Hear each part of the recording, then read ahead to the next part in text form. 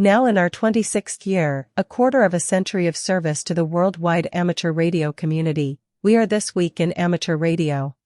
Your all-amateur radio and technology news magazine and bulletin service of the air. This is edition number 1359 with a release and air date of Saturday, March 15, 2025. Please take the program to your air following the cue tone.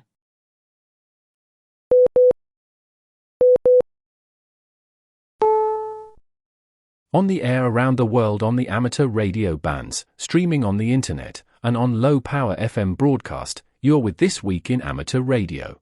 The worldwide premier amateur radio and technology news magazine and bulletin service of the air. Here are the stories for release around the earth as we come to air with edition number 1359 of This Week in Amateur Radio. FCC Chairman Brendan Carr opens up a comment period for the FCC deregulating everything. The theme for Field Day 2025 is announced, and merchandise will soon be available. The results of recent ARRL section manager elections are announced. We will have them for you. The ARRL Ham Radio Open House site locator is now live, and a public relations workshop is coming up. The long goodbye continues as more scientific instruments are shut down on the Voyager spacecrafts. Amateurs in Warren County, New York are planning to celebrate the 200th anniversary of the Erie Canal. Astronauts on the space station reject Elon Musk's call for early retirement for their spacecraft. Personnel cuts at the U.S. Weather Service have amateurs concerned. The FCC grants SpaceX a waiver to boost its Starlink cellular network. The 6 GHz band is opened up to more very low-power devices. And both fishermen and farmers in India find amateur radio an important tool. We will have all the details for you in this week's report. These headline stories will come to you in a moment, along with this week's special features. We'll visit with Bruce Page, KK5DO, and get an update from AMSAT and what's new with all those amateur satellites in orbit. Australia's own Onno Benschop, VK6FLAB, and Foundations of Amateur Radio will answer the question, can you work DX on a dummy load? Our own amateur radio historian, Will Rogers, K5WLR, returns with another new edition of A Century of Amateur Radio.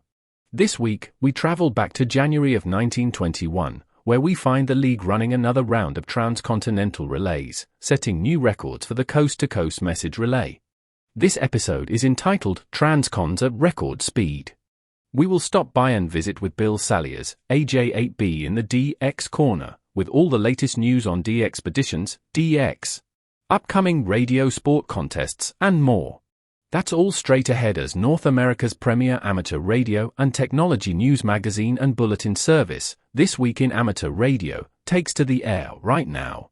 Reporting from our headquarters studio just outside Albany, New York, this is W2XBS. Reporting this week from amateur station K2MST in the Museum of Science and Technology in downtown Syracuse, New York, where we're currently waiting for the kickoff of a huge St. Patrick's Day parade. I'm Chris Perrine, KB2FAF.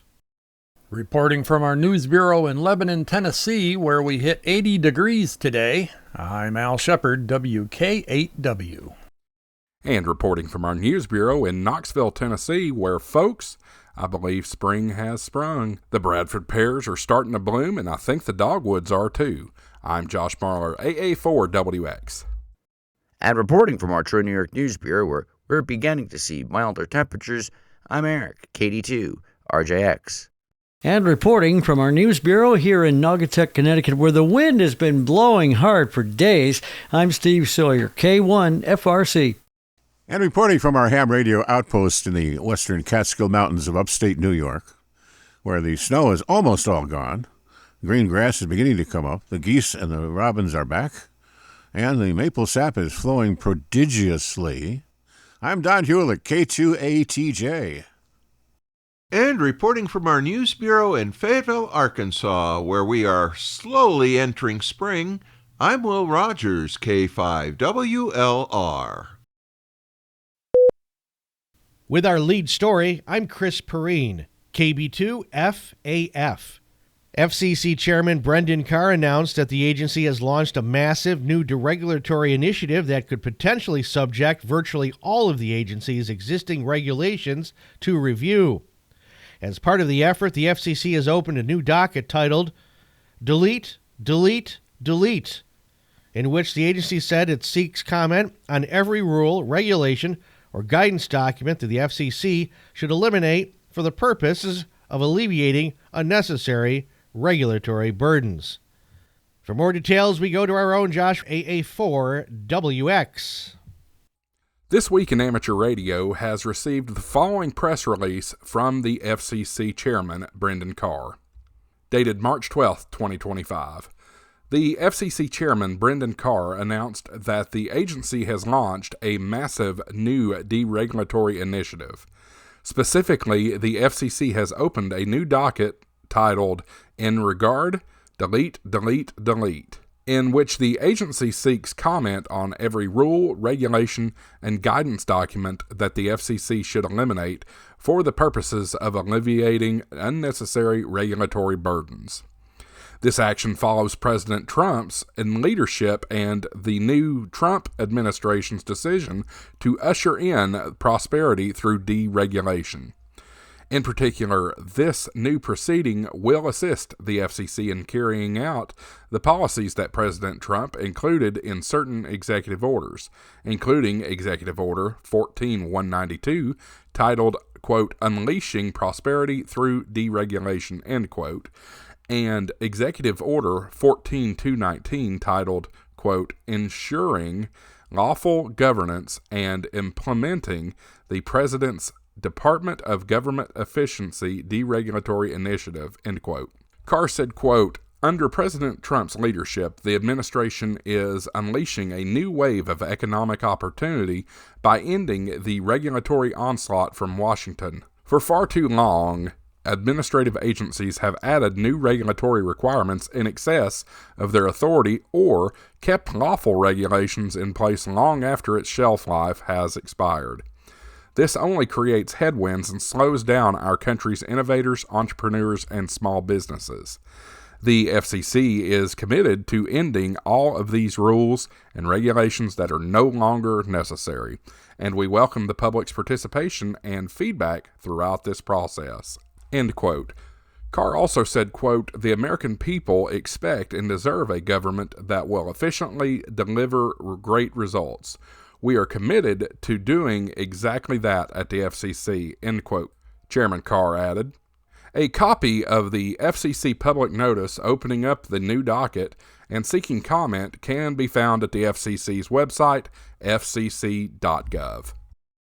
ARRL has released a logo and theme for this year's Field Day, June 28th and 29th, 2025.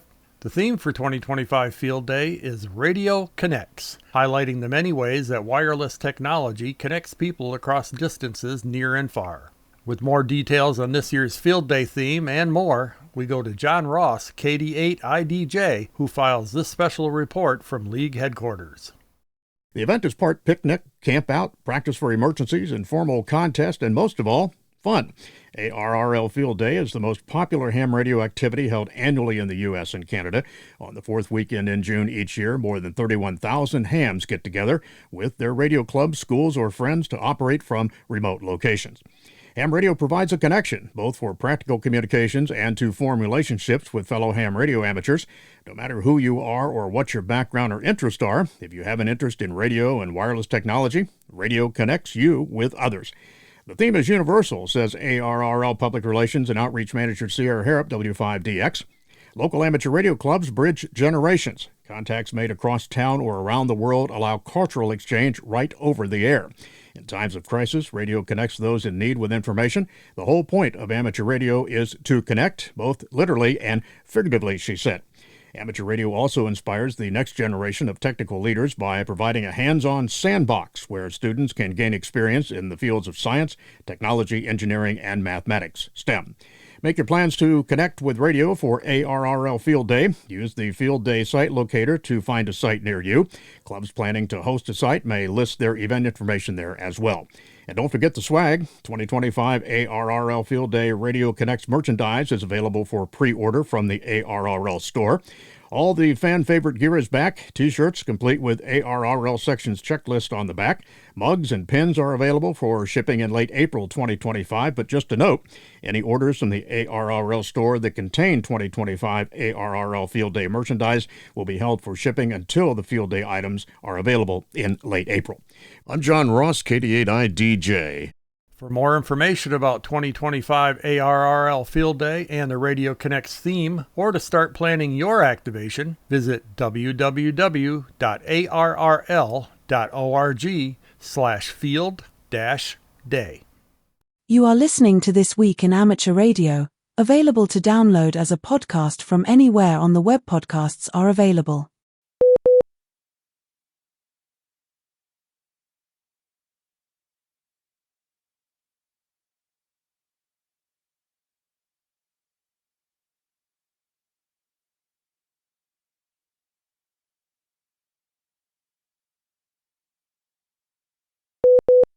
The following volunteers have been elected to 2-year terms as ARRL section managers beginning July 1st, 2025. The new section managers are as follows. Craig S. McVeigh, November 0 Charlie Sierra Mike, has been elected ARRL Nevada section manager. He will replace John Bigley, November 7 Uniform Romeo, who has been the section manager since 2015. In the ARRL Northern New Jersey section, Norman Vizcarrondo, November Papa 4 Hotel, has been appointed section manager effective March 10, 2025, ahead of the term to which he has been elected. He succeeds Bob Boos, Whiskey 2 Oscar Delta, who passed away in February. Vizcarrondo previously served as director of the ARRL Hudson Division from 2023 through 2024 and has been vice director from 2022 through 2023. Re-elected section managers are as follows. Chris Van Winkle, Alpha Bravo 3 Whiskey Golf in the Maryland, D.C. section. Nancy Austin, Kilo Charlie 1 November Echo Kilo in the Rhode Island section. Stephen Hendricks, Kilo 6 Juliet Tango Bravo, will represent the San Joaquin Valley section. And finally, David Overton, Whiskey 5 Juliet Delta Oscar in the West Texas section. The ARRL field organization is composed of local volunteers who serve the frontline mission of the association. ARRL has 71 sections, and the section manager coordinates the volunteer efforts by appointing other key positions within the sections. Section managers are elected to 2-year terms, as voted on by ARRL members who reside in the section. For more information or to get involved in your local ARRL section, visit www.arrl.org/field-organization. ARRL Ham Radio Open House is a national event being hosted by local amateur radio clubs in April to coincide with World Amateur Radio Day on April 18. John Ross, KD8I-DJ, is here with more. The event is designed to highlight technical innovations in ham radio and to show off the current state of the art. It will serve as a tool to tell the story of amateur radio and being a pathway to tomorrow's technical careers. A site locator is now live on the ARRL Ham Radio Open House page at www.arrl.org/open-house. Participating clubs may enter their information so that local hams and members of the public may find the event. A public relations workshop for those organizing an event is being held via Zoom on Wednesday, March 19th. It is open to any amateur radio public information volunteer, but will be especially valuable to ARRL public information coordinators, public information officers, section managers, affiliated club coordinators, club presidents, and other leaders. Registration is required. I'm John Ross, KD8I-DJ. If you're unable to make the live interactive event, a recording will be available afterwards. For more information on how to create a ham radio open house at your club station, visit www.arrl.org/world-amateur-radio-day. Saying farewell is hard, and in the case of the Voyager 1 and 2 spacecraft, doubly so, seeing as how they have been with us for more than 47 years. From the highs of the 1970s and 1980s during their primary mission in our solar system to their journey into the unknown of deep space, every bit of information which their instruments record and send back is something unique that we could not obtain any other way. Yet with the shutting down of 2 more instruments, both spacecraft are now getting awfully close to the end of their extended missions. Last February 25th, the cosmic ray system in Voyager 1 was disabled, with the low-energy charged particle instrument on Voyager 2 to follow on March 24th. With each spacecraft losing about 4 watts of available power per year from their RTGs, the next few instruments to be turned off are already known. Voyager 1's LECF will be turned off next year, with that same year Voyager 2's CRS also getting disabled. This would leave both spacecraft with only their magnetometer and plasma wave subsystem. These provide data on the local magnetic field and electron density, respectively, with at least one of these instruments on each spacecraft likely to remain active until the end of this decade, possibly into the next. With some luck, both spacecraft will see their 50th birthday before humanity's only presence in deep space falls silent. The Brandmeister DMR network has announced that it's phasing out its support of certain radio IDs that do not comply with the Mobile Country Code, or MCC, numbering system. This means that by June, radio operators with certain DMR IDs will need to request new numbers to be assigned to their radios. The first phase of these changes will begin on the 1st of June, when Brandmeister will stop supporting 5-digit CAP Plus IDs. Starting on the 1st of January 2026, radios with 7-digit personal radio IDs that begin with the numeral 1 will also stop working on the network. In making this announcement, Brandmeister assured repeater operators that it will continue indefinite support of repeaters that have 6-digit radio IDs. Brandmeister said in its announcement in late February that this is an effort to address improperly numbered radio IDs, something Brandmeister has been trying to contain for 7 years. It said on its website the Brandmeister DMR platform is a constantly evolving system, requiring regular optimizations and maintenance to ensure its efficiency, reliability, and alignment with global open standards. New IDs can be obtained through radioid.net. For further instruction, visit Brandmeister at news.brandmeister.network. The National Association of Broadcasters has filed a petition for rulemaking asking the FCC to establish a clear timeline to complete the transition to the ATSC 3.0, otherwise known as Next Gen TV, television transmission standard.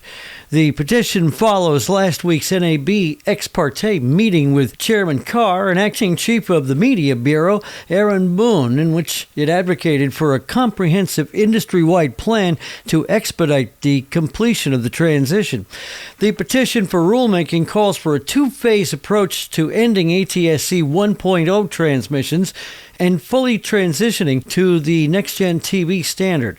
Phase 1 would require stations in the top 55 markets, representing about 70% of the U.S. population, to transition to ATSC 3.0 by February 2028, with limited waivers for small or non-commercial stations if necessary. Phase 2 would require stations in the remaining markets to transition to ATSC 3.0 by February 2030. In support of this transition plan, the petition highlights a number of next-gen TV consumer benefits, and those include improving the viewer experience with 4K ultra-high-definition video, interactive broadcast apps, a high dynamic range picture, and improved audio with dialogue enhancement to make programming more accessible. Making available for the first time the Broadcast Positioning System, a new technology that leverages next-gen TV to transmit precise timing signals to address critical positioning, navigation, and timing needs that is less vulnerable to jamming, spoofing, and cyber attacks than GPS, ensuring that critical systems remain operational during GPS disruptions. Unlocking the broadcast internet, which can be used to relieve content delivery network congestion for high-demand streaming programming, deliver time-sensitive information to first responders in heavy crowd situations where mobile networks are overloaded, expand distance learning and telehealth accessibility, and enable many other datacasting applications.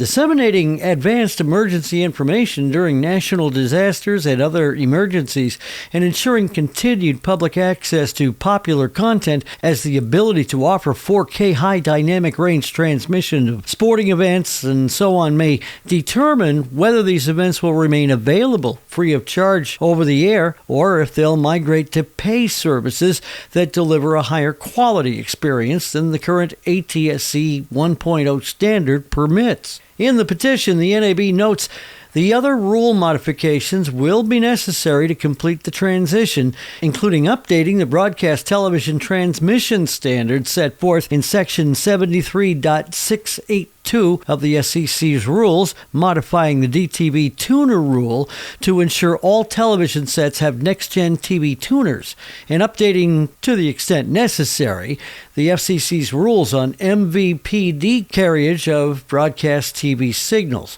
Now, to facilitate the transition, the petition also asks the FCC to eliminate the substantially similar simulcast requirement prior to its current July 17, 2027 sunset date to enable and encourage broadcasters to develop unique ATSC 3.0 content.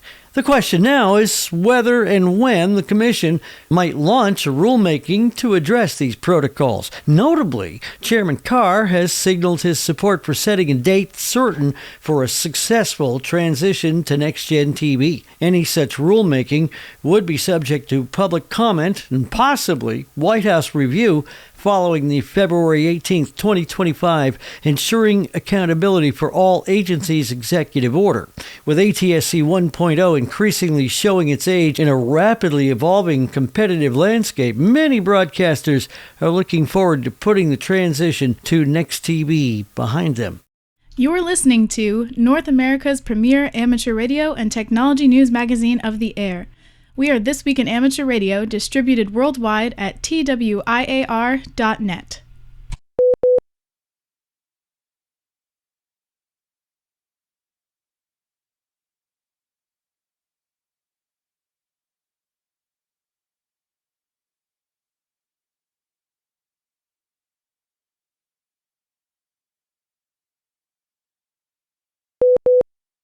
The recipients of the 2025 Dayton Hamvention Awards were announced on March 11th, 2025. The selection process was highly competitive, given the outstanding quality of nominations submitted this year. We extend our heartfelt congratulations to the winners for 2025, said Dayton Hamvention Awards Chair Michael Kalter, W8CI. The Technical Achievement Award is going to Dr. Christina Collins, KD8OXT, who serves as the Chief Operations Scientist for the HAMSAT Personal Space Weather Station Network. In this role, she collaborates with citizen scientists to pinpoint significant events, organize campaigns, and ensure PSWS data is validated and curated for scientific purposes. As of now, listeners can hear her voice on WWV at 8 minutes past the hour and WWVH at 40 minutes past each hour, where she introduces the test signal for the WWV and WWVH Scientific Modulation Working Group. Dr. Collins has been instrumental in organizing numerous workshops through HAMSAT and has guided many undergraduate and graduate students in radio science projects, including instrument deployments, eclipse campaigns, and data analysis. She is a dedicated member of the Case Amateur Radio Club, W8EDU, working alongside her colleagues to integrate amateur radio into university teaching and research. At the Space Science Institute, Dr. Collins employs virtual reality and sonification in her research to explore geospace and other interdisciplinary scientific questions. Her primary research interests lie in using open source hardware and software to enhance participation and accelerate progress in science and engineering. The Special Achievement Award goes to Julio Ripoll, WD4R. Julio received his first amateur radio license in 1977. His fascination with hurricanes began in childhood, sparked when Hurricane Betsy in 1965 damaged his family's home in Miami, Florida, causing water to pour into his bedroom. In 1980, Dr. Neil Frank, then director of the National Hurricane Center, requested an amateur radio station within the NHC to facilitate communications with the Caribbean during hurricanes. Julio was chosen for this important task. WX4NHC handled its first hurricane that year, and Julio's initial 2-year assignment with the NHC has since extended to 45 years, covering over 100 hurricanes. In 2010, shortly after the Haiti earthquake, Julio was tasked with setting up and managing operations between the University of Miami Hospital in Florida and the UM Field Hospital in Haiti. He swiftly coordinated with the U.S. and Haitian officials, organizing a team of amateur radio operators from across the U.S. to run HH2/WX4NHC in Haiti. Beyond the field hospital, the team provided vital communication links to the U.S. Navy hospital ship Comfort, facilitating helicopter and speedboat patient transfers that saved many lives.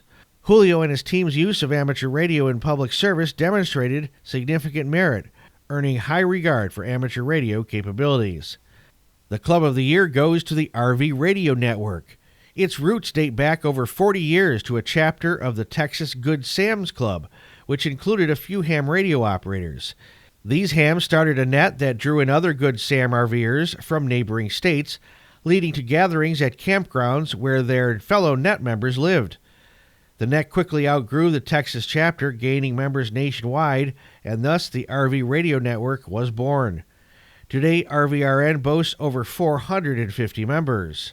From the very beginning, our club aimed to organize activities that not only expanded knowledge of ham radio and related technology, but also to allow us to enjoy RV travel and meet fellow hams and RVers across the country. They keep in touch virtually through various ham radio nets and meet in person whenever possible. They have 10 different HF nets each week, along with a weekly international Echolink multi-mode net and a video net over the internet. They hold 2 major rallies a year featuring educational forums and seminars, tours of RV radio equipment and antenna configurations. If there's an interesting industry nearby, they might invite a guest speaker to share some insights about the operations. And of course, they enjoy the social events and entertainment common to typical RV events. Amateur of the Year is awarded to Neil Rapp, WB9VPG, from Union, Kentucky. He earned his novice ticket in 1976 at the remarkable age of 5. Making him one of the youngest licensed amateur radio operators ever. Currently a visiting professor of chemistry at Xavier University, Neil has a rich history of education. He previously taught high school chemistry and sponsored the Amateur Radio Club for 28 years at Evansville, Harrison, and Bloomington High School South. During his tenure, he introduced over 3,600 students to amateur radio in STEM classrooms, and Bloomington South consistently excelled in the high school division of School Club Roundup. In 2019, Neil co-founded and became the camp director of Youth on the Air Americas, which connects young amateurs with peers through activities that encourage their continued involvement in ham radio. Yoda groups organize peer-led activities such as summer camps, contesting opportunities, and special events for licensed amateur radio operators under the age of 26. Neil's contributions to the amateur radio community extend even further. He is a contributing editor of the Next Gen Contesters column in the National Contest Journal, a member of the ARIS USA Education Committee, and the founder and former host of the Ham Radio Talk Live webcast. The 2025 Hamvention will be held Friday, May 16th through Sunday, May 18th, 2025 at the Greene County Fairground and Expo Center, 210 Fairgrounds Road in Xenia, Ohio. The FCC this week granted the company a waiver for aggregate out-of-band emissions in the U.S., which permits SpaceX to operate its cellular Starlink system beyond the normal radio limits, subject to certain conditions. SpaceX and its partner T-Mobile have been lobbying the FCC for the waiver, arguing the current radio emission limits would prevent the company from powering real-time calls through the cellular Starlink system. Under the current rules, the company's orbiting satellites would only have enough capacity to operate as a text service, SpaceX told the Commission in September. The waiver is important as SpaceX operates more cellular Starlink satellites in Earth's orbit. The current rules say the aggregation of all space station downlink emissions cannot exceed a power flux density of -120 dBW, which would force SpaceX to reduce the number of active radio beams on a satellite or lessen their power to compensate. This will ensure that Americans have the best quality and most reliable service to their phones from space and sets a good precedent for all other countries, tweeted SpaceX Senior Director for Satellite Engineering, Ben Longmire. SCS, or Supplemental Coverage from Space Service, is at a nascent stage of development, and we find that strict application of the rule risks hindering the widespread development of this particular SCS network, the FCC wrote. Still, the Commission is imposing restrictions on the waiver. The cellular Starlink service can only operate beyond the radio limits within the 5 MHz band segments immediately adjacent to the PCS-G block, which is the 1900 MHz block in which SpaceX is operating, the FCC said. If the cellular Starlink system does create radio interference, SpaceX may no longer operate under the waiver and must immediately adjust its operations to meet the limits, the FCC added. SpaceX didn't immediately respond to a request for comment. For now, the cellular Starlink tech only supports SMS-based messaging in cellular dead zones, but SpaceX has plans to offer data downloads and voice calling through the cellular Starlink system. The company is currently offering the satellite-to-phone service through T-Mobile's free beta program. The carrier then plans on officially launching the cellular Starlink service in July for all U.S. customers, including those on rival carriers. Currently, there are over 500 cellular Starlink satellites in orbit, but the company has plans to potentially launch thousands more to boost the coverage and signal quality. You are listening to This Week in Amateur Radio, available as an on-demand stream from Spotify, Deezer, and wherever podcasts are available.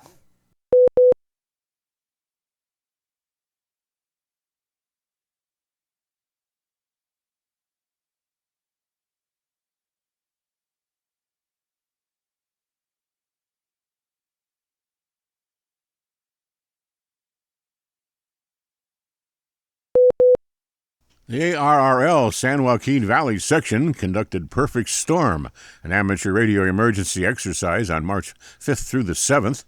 With more details on the Perfect Storm exercise, we go to John Ross again, KD8IDJ, with this report. Section Emergency Coordinator SEC Dan Schoen, WL7COO, asked that a section-wide exercise be created that would engage both amateur radio operators and non-amateurs to become more active in their community's emergency preparedness and response capabilities. There were 120 participants from 9 counties within the SJV section and 2 counties outside of the section, Los Angeles and San Diego. Both amateurs and participants equipped with General Mobile Radio Service GMRS radios gathered local situation awareness data. The exercise accumulated with a 2-hour period during which local groups forwarded their data to a mock incident command post. At the same time, leaders of the groups were asked to participate in a live hot voice on Zoom, where the results were reviewed and errors could be corrected in real time. SJV Section Manager Steve Hendricks, KK6JTB, said the Perfect Storm exceeded expectations, and SEC Coordinator Spahn reported that the exercise was a resounding success. We wanted to engage many different organizations and especially young hams, said Hendricks. It is important to tap into their excitement and engage them so when a disaster does strike, they can become a vital part of the team. I'm John Ross, KD8IDJ. The San Joaquin Valley section is now planning to have 2 exercises every year.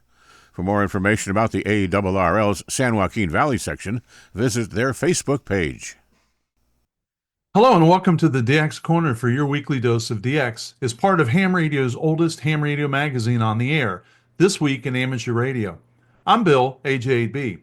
If you're watching this on YouTube, the text of this will be included in the show notes so that you can get the dates, the URLs, and the details of the DXpeditions we're about to talk about.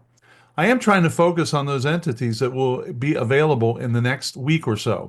There's so much data to sift through in the DX world that I thought a focus on the next 7 days might be helpful. The big de-expedition that is currently underway is VU4AX, a group that is QRV currently from the Andaman Islands. I checked the CIA Factbook, and here are a couple of interesting facts about the Andaman Islands. The Andaman and Nicobar Islands are a union territory of India comprising of 572 islands, of which only 38 are inhabited. The islands are grouped into two main clusters, the northern Andaman Islands and the southern Nicobar Islands, separated by 93 miles in a wide channel.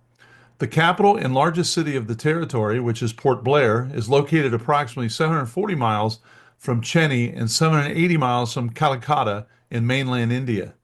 The islands are situated between the Bay of Bengal to the west and the Andaman Sea to the east.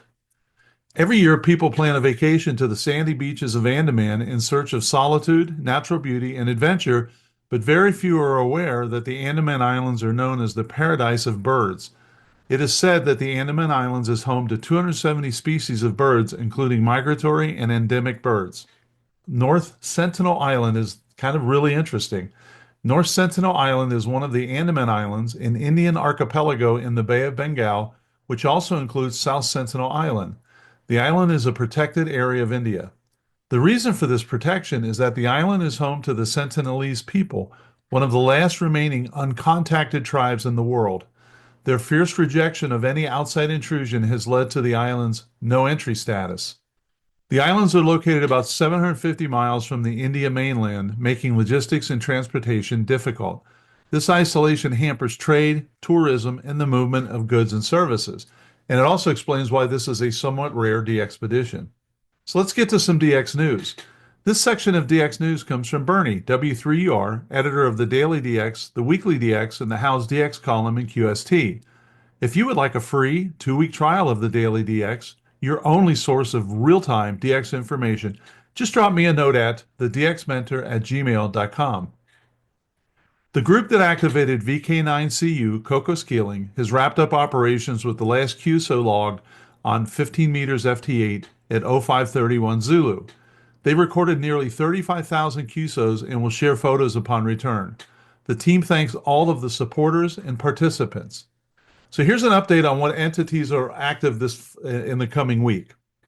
We have an operation from 8R, Guyana. 8R1 Tango Mike, Aldir, is QRV until April 25th with an ICOM IC706 Mark II-G, 100 watts on CW sideband, and 60 watts on digital. He's also running 5 watts on satellites to a long wire, bazooka, and Moxon antennas. Aldir plans CW sideband and digital. And you can QSL through Logbook of the World, EQSL, QRZ.com, and Clublog, or via PY1 SAD Direct. And you can contact him at aldirblank@bol.com.br. He plans to be in the CQ-MMDX contest April 19th and 20th. VK3TWO says that his 3 Delta 2 TWO operation from the Fiji Islands through March 27th, he will be using an IC705, 10 watts to an EdFen half wave, and telescoping vertical, 40 through 6 meters, sideband and FT8. He says that activity will be most likely in the evenings, GMT plus 12 hours.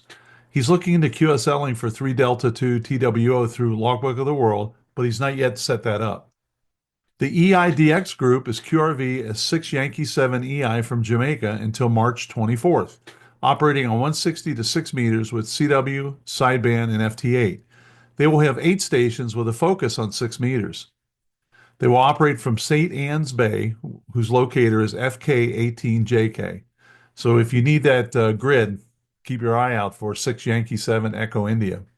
Ray, K3ARD, is currently QRV from the San Andreas Islands until March 19th. He's using CW and sideband on 20 through 10 meters, and you can QSL his home call of K3ARD or Logbook of the World. Elvira, IV3FSG, is currently QRV as D68 Zulu until at least March 18th. She will be operating on 160 through 6 meters CW, sideband, RIDI, FT8, and FT4.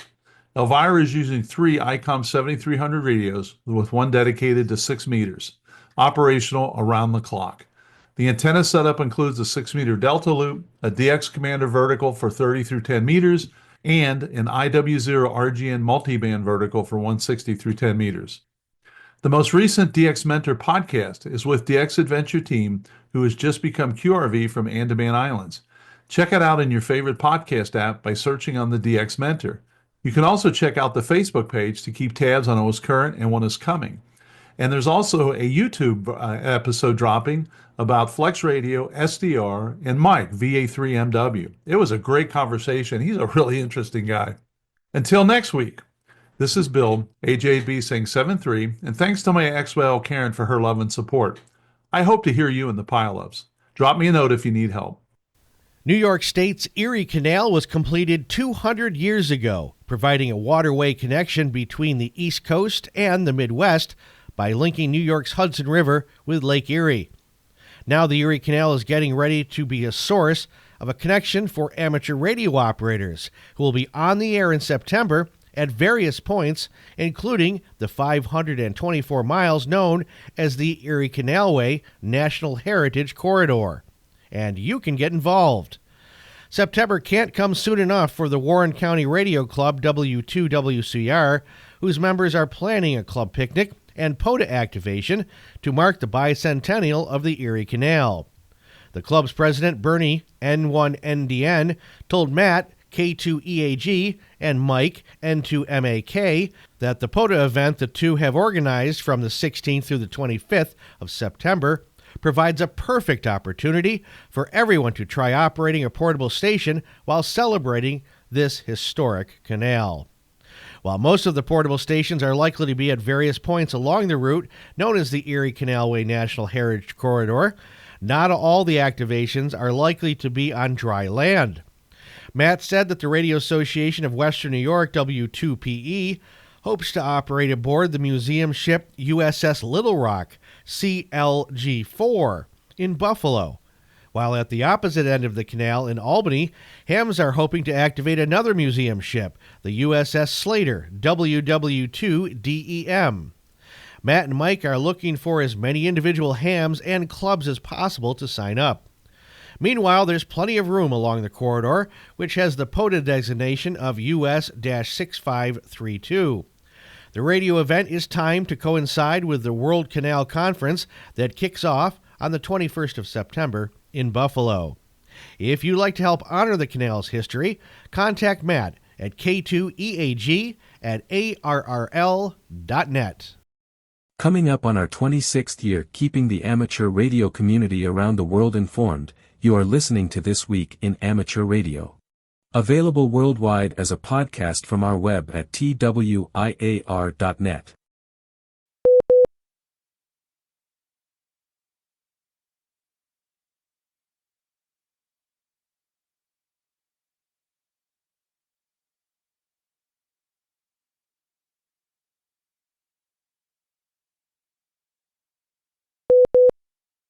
Welcome to the 30th segment of Ham Radio History, a century of amateur radio, Ham's Organizations, Events, Inventions. I'm Will Rogers, K5WLR. Our appreciation goes out to Chris Cadella, W2PA, for granting us permission to use his website in the generation of these segments. Now sit back and relax and enjoy this, the next chapter of Ham Radio History. Transcons at record speed. The League ran another round of transcontinental relays over several nights in January 1921, setting new records for coast-to-coast round-trip message relaying. Maxim Station W1AW participated in several of them, even unplanned ones, operating all night with several guests sharing the duties of operators. On the first night, 14 January, the Hartford Courant and Los Angeles Times editors exchanged greetings, as did the editors at the San Francisco Examiner and Boston American. The second night, the mayors of Hartford and Los Angeles exchanged messages, along with the editors at the Boston Globe and San Francisco Chronicle, and those at the Ellendale, North Dakota Leader and the New Orleans Item. And on the third night, the Elks at the two Portlands, Oregon and Maine, exchanged messages from their respective mayors in just an hour and 21 minutes. Though not as good as on previous nights, conditions on the final night seemed good enough for an all-out record speed attempt with light strays in the east and an intense rainstorm in the west. Anticipation again ran high, and Warner pondered the compelling draw of such on-air collaborations, writing, "There is really something very theatric in the lineup for the big Transcon test. We have been interested in radio for a good many years, and we have seen a good deal of it from the amateur side, but the wonder of it never palls. There is a genuine fascination for us on any old night when we marvel at our ability to sit in a half-darkened room before a little collection of instruments, with the audience dimly glowing, and hear the messages from our friends come buzzing in through the night. How much greater the thrill, then, on this eventful night as the entire country got set for the endeavor to hang up a new speed record." The special message was postponed until 3 a.m. to allow conditions to improve and perhaps quiet down a bit. Stations then fell silent in response to QRX, please, OM, transcons, leaving the airwaves to only those directly participating in the tests. The great organizations of the ARRL was clearing decks for action, wrote Warner. From 3 o'clock until 4:45, not a signal was audible at 1AW when 9ZN was silent, yet hundreds upon hundreds of stations were QRX with eager ears, and the very air was tense. 5 round-trip messages were planned to be sent by Maxim and Schnell at 1AW to Pacific Division Director A.E. Bessie at 6ZK in Sunnyvale. The first one traveled out and back in 23 minutes, triggering many intermediate relays to be clipped off at a speed around 30 words per minute. The second one never reached 6ZK, due in part to poor conditions, but also because he simply was not expecting a second message, having received incomplete instructions.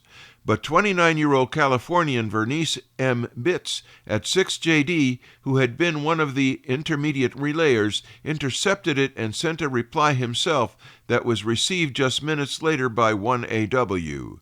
A stickler for detail, Maxim nevertheless considered this a failure since the reply did not come from the addressee. No matter. On the third try, 1AW changed his target to try a round trip to 6JD, who immediately dashed off a reply right out of his head.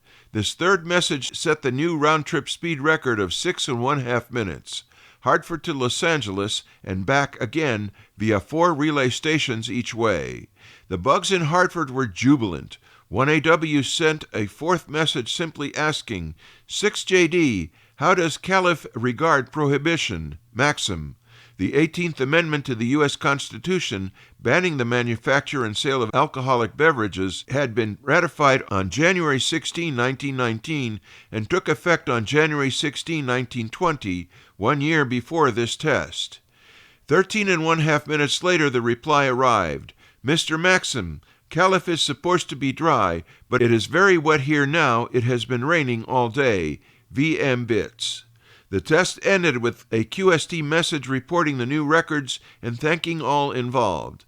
Success that night was due every bit as much to cooperation by everyone on the sidelines in clearing the air as it was to the skill and persistence of the direct participants.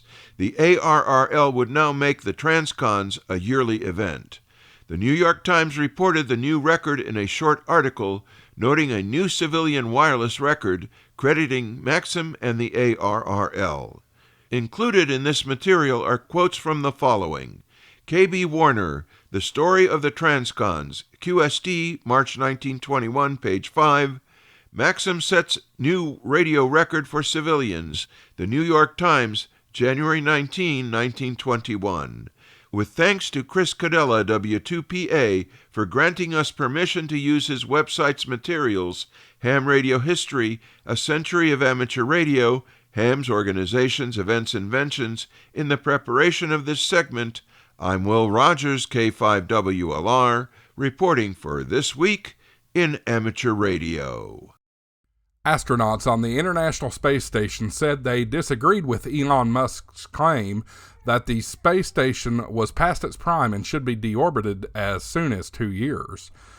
Speaking to reporters on March 4th, NASA astronauts Suni Williams, KD5PLB, and Butch Wilmore, who have been on the station since June on a flawed Starliner test flight, and Nick Hague, KG-5 TMV, the commander of the Crew 9 mission that will bring the two back with him later this month, addressed political issues like an early retirement of the ISS and Musk's claim he offered NASA an early return of the Starliner crew.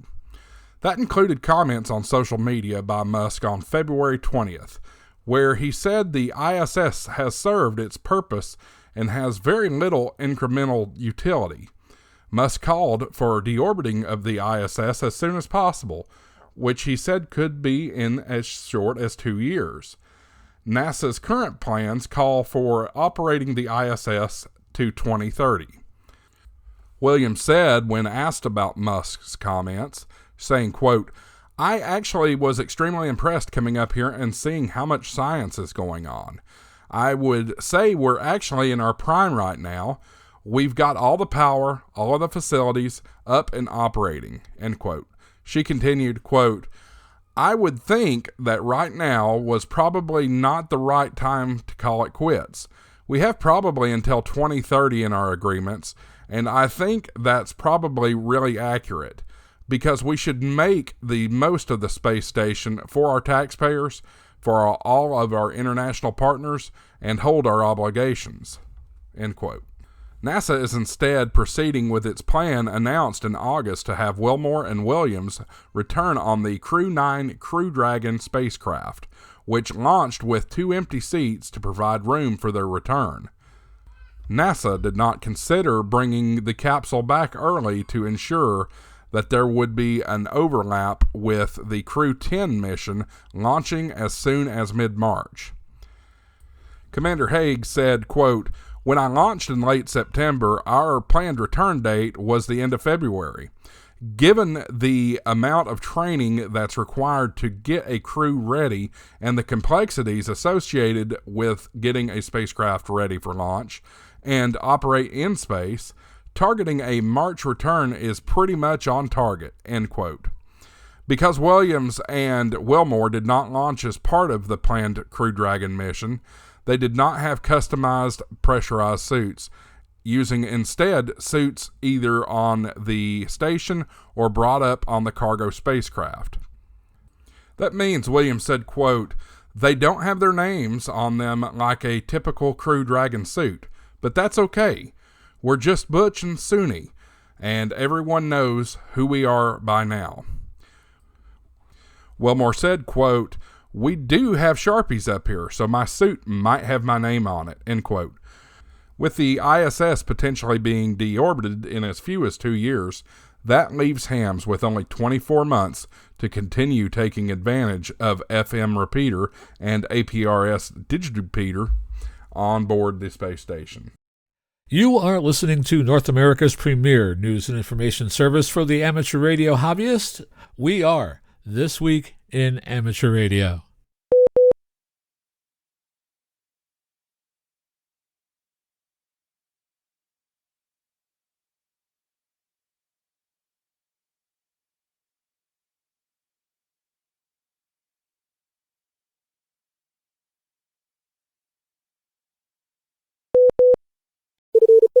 Foundations of Amateur Radio. Recently, I made a joke about operating your station with a dummy load, in response to John Victor Alpha 3 Kilo Oscar Tango operating their station with the craziest antenna they ever used. It got me thinking about the ubiquitous dummy load as an antenna. Since becoming licensed, I've spoken with several amateurs who tell a similar story.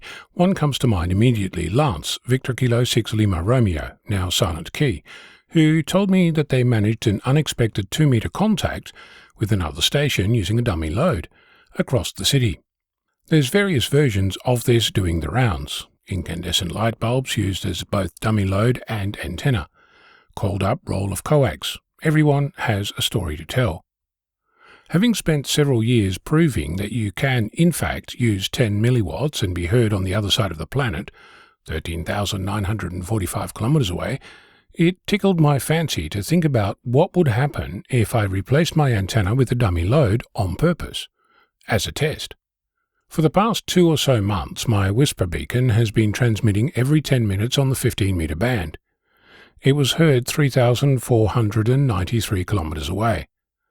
Interestingly, even in that short amount of time, the radiation pattern of my antenna, as seen on the Whisper.live website, shows a similar outline to the 10-meter transmissions I've been doing since late 2021. The number of total spots wasn't nearly as significant. I added a local receiver to my shack just to prove that I was in fact transmitting, but there were plenty of days without a single external report.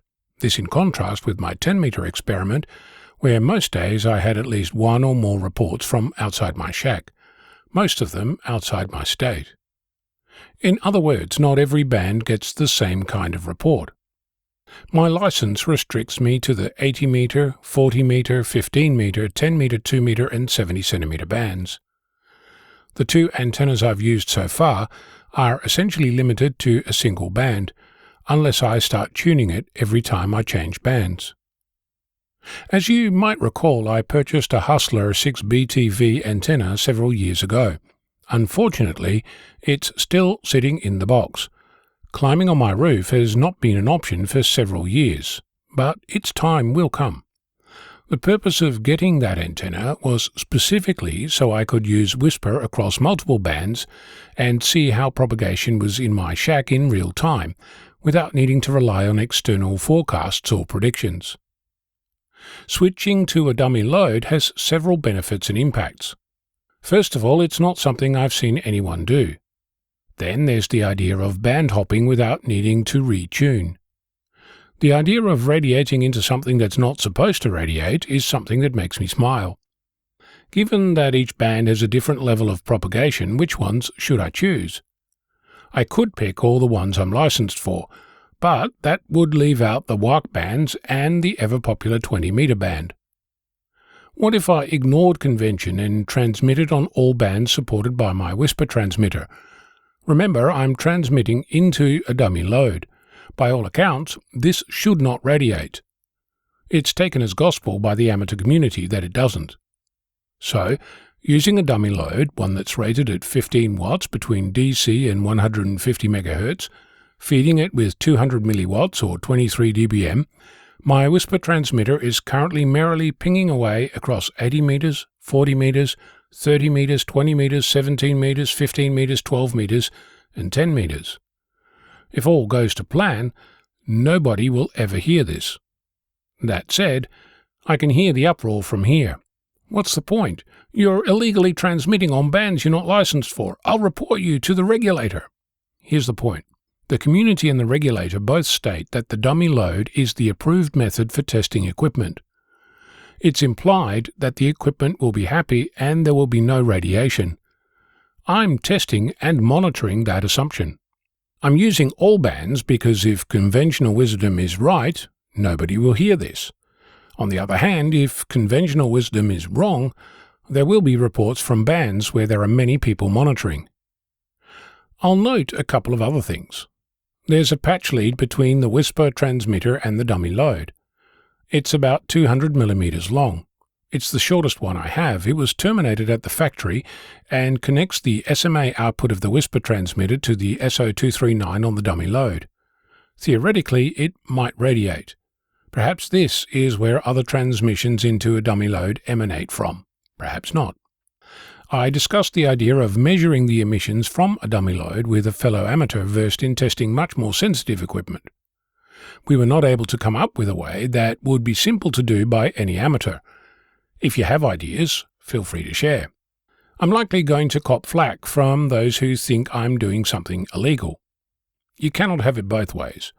Either I'm transmitting legally, or a dummy load isn't a suitable testing tool. Unless instructed by the regulator to cease, I'm confident that I'm operating precisely within the obligations and requirements of my license, which encourages me to test and monitor interference, which is literally what I'm doing. One other point. Until now, my Whisper transmitter has paused for 8 minutes between transmissions, transmitting once every 10 minutes or 6 times per hour. It was the default, as I recall. I've changed that to transmitting every cycle on a different band. This means that every 16 minutes the same band will get activated. It also means that because 16 minutes doesn't fit neatly into an hour, the band will move over time, which I think is a good thing. The frequency hopping appears to be round-robin, so no grey line changes, but feel free to correct me. I don't know what this will do to the transmitter and if it will sustain this. I haven't asked Harry, Sierra Mike 7 Papa November Victor, but if it cooks itself, I'm sure that I can order a new one and mark it down as a lesson learned. So, have at it. Point your receiver at VK6 and see what you can hear. I expect to keep this running for a year and see what we learn. I'm Ono, Victor Kilo 6, Foxtrot Lima Alpha Bravo. Montana's Great Falls Area Amateur Radio Club and the Great Falls Masonic Amateur Radio Club are joining together to sponsor the annual Spring Thaw event for 2025. The event will take place Saturday, May 3rd from 9 a.m. to 2 p.m. at the Cascade County DES office in Great Falls. This year's theme is centered around the makers in the amateur radio hobby who like to build equipment to use in their radio shacks. Demonstrations include building high-power batteries for portable operations, basic soldering skills, and building antennas for QRP operations. There will also be an opportunity for hams to acquire many types of new old stock electronic components at low prices. Thousands of components available include capacitors, resistors, ICs, transistors, diodes, and connectors. In addition to a swap meet, special activities include an all-about ham radio display provided by KA2ODP to introduce non-hams and potentially new hams to the hobby, and an equipment test station to allow checking basic equipment power and continuity functions.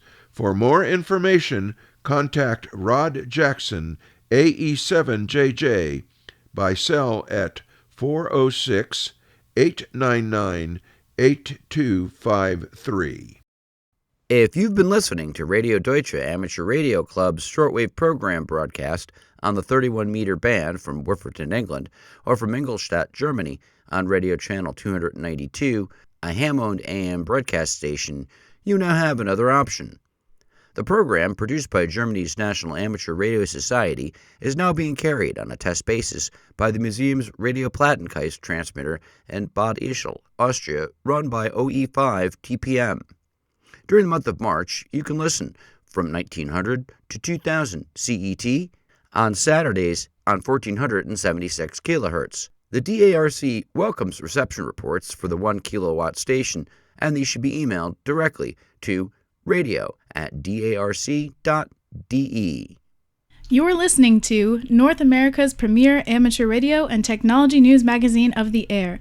We are This Week in Amateur Radio, distributed worldwide at twiar.net.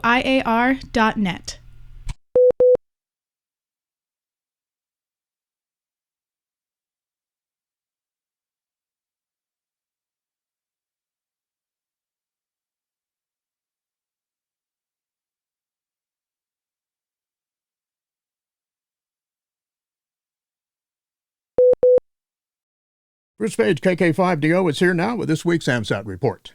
Bruce? Thanks, John. This week I would like to give a little information for those that are beginners or those that are looking to upgrade their satellite station. Have you tried looking for that perfect radio?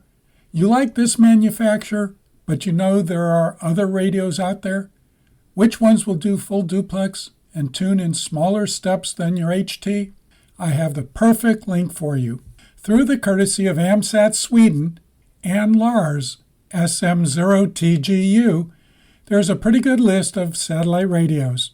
The link is difficult to give here. However, if you use your favorite search engine and search for AMSAT-SM satellite radios, the first URL that shows up is Transceivers for Amateur Radio Satellites-AMSAT-SM.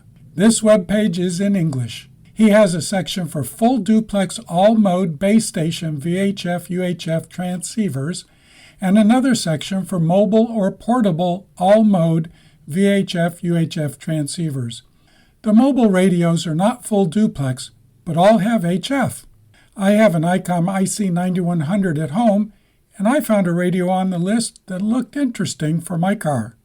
There's something that will interest you whether it is a current model radio or a discontinued model. This is Bruce Page, KK5DO. Back to you, John. And thanks, Bruce, for that report. It is time once again for the weekly solar weather and propagation forecast report. As we come to air this week, the Earth is currently experiencing high-speed solar wind stream effects from a long coronal hole in the Sun's southern hemisphere.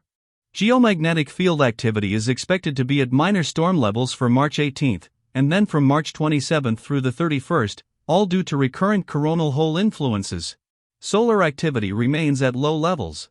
Multiple C-class flares were observed from newly numbered region 4028. More spots are rotating around the southeast limb that may be connected to the spot group. The largest flare of the period was a C6.8 on March 13th at 0752 UTC from old region 4012 that recently rotated around the southwest limb. There have been nearly 20 C-class flares observed from an unclassified region of the Sun, but no Earth-directed coronal mass ejections were observed. The solar wind speed increased on March 12th, ranging mostly between 350 km per second and 560 km per second, and is currently at around 560 km per second. The 10.7 centimeter solar flux for March 15th will be 170, 175 on March 16th, and 180 on March 17th. No radio blackouts were observed over the past 24 hours. For more information concerning radio propagation, visit the ARRL Technical Information Service, read what the numbers mean, and check out the propagation page of Karl Lewetzelschwab, K9LA, where a propagation bulletin archive is available. For customizable propagation charts, visit the VOCAP online for Ham Radio website. In radio sport this week, more great contests. March 13th, the BCC QSO Party, that's CW Phone and Digital. March 15th, the Podexis 070 Club St. Patrick's Day Contest, that is digital as well. March 15th through the 17th, the Bardig HF RIDI Contest, digital. March 15th through the 16th, the Russian DX Contest, CW and Phone. And March 15th through the 16th as well, the F9AA Cup single sideband, and that is phone. Remember to visit the ARRL contest calendar for more events and information in your area. Upcoming section, state, and division conventions. On March 15th, the 69th Annual St. Patrick's Day Hamfest, hosting the ARRL West Texas Section Convention. That's in Midland, Texas. March 29th, the Central Dakota Amateur Radio Club Hamfest, hosting the ARRL North Dakota State Convention. That's in Bismarck, North Dakota. On April 5th, the RARS Fest, hosting the ARRL North Carolina State Convention. That's in Raleigh, North Carolina. And April 11th through the 12th, the Greene County Hamfest, hosting the ARRL Oklahoma State Convention. That's in Claremore, Oklahoma. And remember, you can search the ARRL Hamfest and Convention database to find events in your area. Join the Fort Myers Amateur Radio Club as it honors World War II heroes at Buckingham Field, Fort Myers, Florida, March 18th through the 20th, 2025, from 8 a.m. to 5 p.m. Eastern Daylight Time for a special live radio event. W4LX will operate daily on 28.360, 21.360, 14.270, and 147.345 MHz. A special certificate is available. Guests attending will be able to watch and listen as operators make contacts to honor the men and women who trained at the base. Whether you're a history buff, radio enthusiast, or just curious, you can experience ham radio in action and be a part of this unique tribute. Established in 1942 and originally known as Buckingham Army Airfield, it was a significant military training base during World War II. The base played a crucial role in training aerial gunners who served on bombers like the B-17 Flying Fortress and the B-24 Liberator. At its peak, the airfield had thousands of personnel, multiple runways, and extensive facilities, including barracks, mess halls, and training ranges. Today it remains a historical landmark in the Fort Myers area, reflecting Southwest Florida's contribution to the war effort. Much of the former base has been redeveloped, but remnants of its past, such as old buildings and infrastructure, can still be found. For more information, contact the club at fmarc.net. With the Atlantic hurricane season on the horizon, ongoing job cuts at the National Oceanic and Atmospheric Administration are throwing the agency's future into question among forecasters, scientists, skywarn spotters, and other hams. Published reports about the downsizing of a number of U.S. federal agencies, bracing for another 1,000 job cuts on top of its recent loss of an estimated 1,300 staffers. National Weather Service, part of NOAA, has announced earlier this month it was temporarily halting launches of some of its weather balloons because of staffing shortages. Data gathered by the weather balloons has been, among other things, an important source of data used by hams and others who regularly track the solar cycle. Sources told the Washington Post that the government may not renew leases for NOAA's Weather and Climate Center in Maryland or for its Radar Operations Center in Oklahoma. According to a report in the New York Times, additional cuts will mean a reduction in NOAA's staffing by 20%. The Washington Post said that the National Weather Service now has fewer than 4,000 on staff, smallest roster in recent history. A number of amateur radio nets, including the Hurricane Watch Net and the Maritime Mobile Service Net, interact with the National Weather Service during storms, passing traffic and transmitting critical bulletins. It was unclear what impact these staffing cuts will ultimately have. Amateur radio emergency response varies from location to location, but the need for effective communication remains the same everywhere, whether a region is dealing with a wildfire, a cyclone, or something else. An amateur radio response team in India recently started up to deal with the rampaging wildfires. A handful of villages on the edge of the Buxa Tiger Reserve now have additional assurance that they will be better informed about the dangers posed by wildfire on the move. The North Bengal Amateur Radio Society has assisted a group of youth from 5 villages near the Tiger Reserve, so as licensed hams, they can watch out for potentially deadly encounters between humans and animals. The young amateurs began this effort after the last monsoon, in which 2 young villagers were attacked and killed by elephants in the remote village of Sipani, according to a report on the website of the Indian publication The Telegram. The young team received guidance from Swarup Saha, VU3KOX, Secretary of the North Bengal Ham Society. Mobile connectivity is unreliable in remote areas of the region, and villagers were often unable to warn one another about dangers to their homes, their crops, and their lives.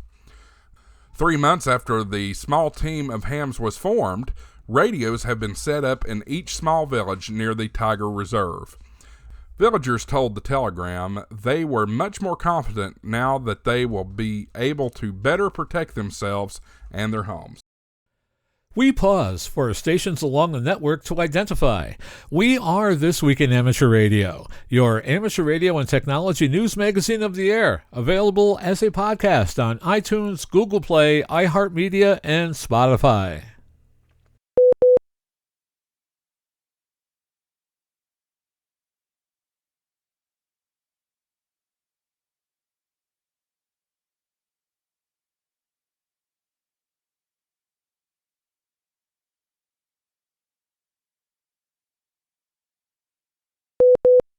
In the U.S., the entire 6 GHz band will be opened up to a greater operation of unlicensed VLP, or very low power, devices under an FCC final rule that takes effect on May 5th.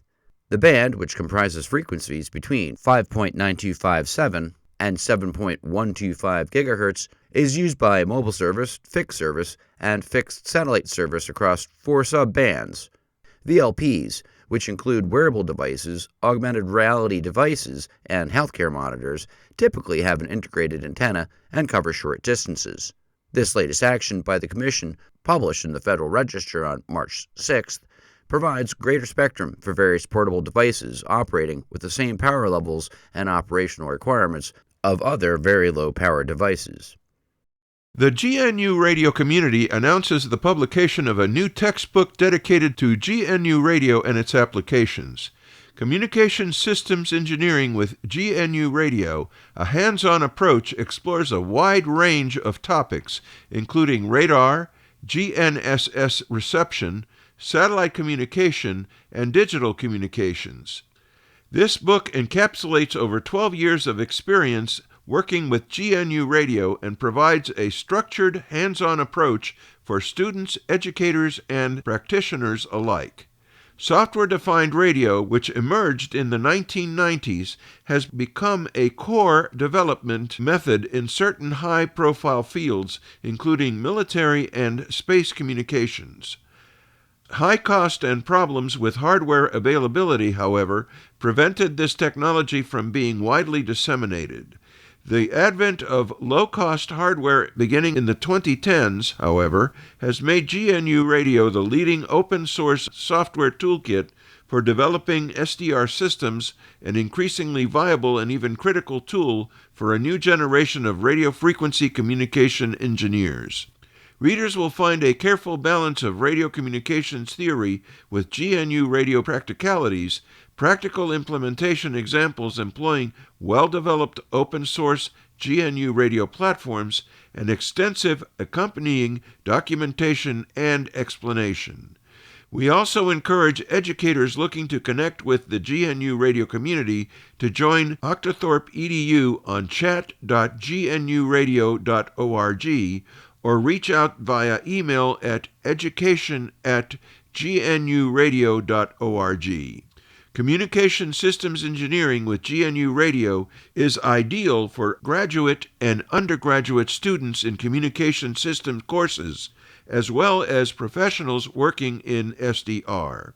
The GNU Radio community extends its gratitude to the authors Jean-Michel Fried and Herve Boglin for their work making this resource available. When an Earth-based navigation system successfully tracked a lander on the surface of the Moon on March 3rd, the interaction was hailed as a triumph. It was a first for the lunar GNSS receiver experiment known as Luger, a joint project of NASA and the Italian Space Agency. This unprecedented ability to have Earth-based navigation track movements on the Moon bodes well for high-altitude explorations, such as NASA's planned Artemis missions. Observers view it as a gateway to even more advanced navigation systems which could be applicable to missions headed for Mars. The contacts between Luger and the two navigation systems, GPS and Galileo, achieved success some 225,000 miles from Earth, determining position, velocity, and time autonomously. This is a first for the Italian Space Agency and a nod to the work of Frank Bauer, KA3HDO, who is a consultant on the Luger moon lander package. Frank, the executive director of ARIS, had experimented more than 20 years ago with using the satellite AO40 to measure the signal strength of the GPS satellite constellation at high altitudes. That experiment was credited with helping improve GPS and its applications, and experts note that it ultimately led to the ability for such navigation at even higher Earth orbits. And our final story this week in West Bengal, India, hams responding to a natural disaster in the coastal region of that state have long witnessed the struggle of farmers and fishermen in the aftermath of each of these cyclones and other disturbances. While the radio operator's response has traditionally been to initially step in and assist with emergency communications, the West Bengal Radio Club knew its members had to do something more and could. At a one-day seminar this month at Natoya University, in cooperation with Agriculture and Communications Department officials, 3 speakers from the club gave insight and instruction to those who work the land and the sea. They learned how they might use radio to better prepare in protecting their livelihoods in this difficult climate. Club Secretary Ambarish Nag Biswas, VU2JFA, said in a release that after conducting the awareness program and instruction, the hams will assist with the installation of community radios with the support of government officials. More than 350 students from 8 states and 17 districts attended the one-day seminar and workshop. This Week in Amateur Radio is holding open auditions for news anchors for the weekly national worldwide amateur radio news service. If you have a good radio voice and can reliably read provided news copy, we are looking for you. This, of course, is an all-volunteer position. An amateur radio license is not required.